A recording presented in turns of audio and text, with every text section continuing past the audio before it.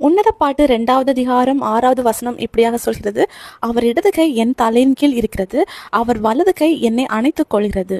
நம்முடைய ஆண்டவர் நம்மளை அணைத்துக் கொள்கிற தேவன். இந்த உலகம் நம்மளை அணைக்கிறதுக்கு மறந்து போகலாம், இந்த உலகத்துல இருக்கிற நபர்கள் நம்மளை மறந்து போகலாம், தேற்றுறதுக்கு யாரும் இல்லாம இருக்கலாம். ஆனா நம்மளை அள்ளி அணைக்கிறதுக்கு இருக்கிற ஒரே ஒரு தெய்வம் அவர் தான் நம்முடைய தகப்பன். ஏசப்பா நம்மளை அணைக்கும் போது நமக்கு கிடைக்கிற நன்மைகள் என்னன்னு பார்க்கும்போது, முதலாவது அவருடைய அன்புக்குள்ளாடி நம்ம அணைத்து கொள்ளப்படுறோம். நம் சார்பில் நின்று நமக்காக பரிந்து பேசுறதுக்கு யாருமே இல்லாம இருக்கும்போது அவருடைய அன்பு மட்டுமே நமக்காக பரிந்து பேசும். நமக்கு தயவு காட்டுறதும் அவருடைய அன்பு மட்டும்தான். ரெண்டாவதா ஏசப்பா நம்மளை அணைக்கும் போது நமக்கு கிடைக்கிறது ஒரு பாதுகாப்பு.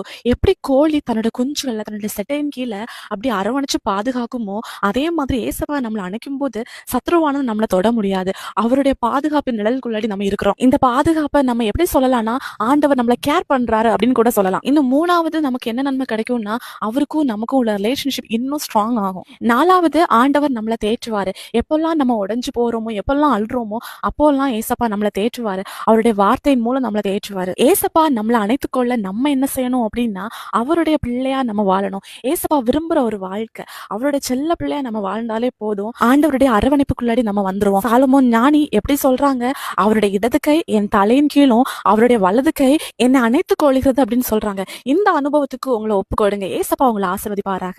இயேசு கிறிஸ்துவின் நாமத்தில் ஆமென்.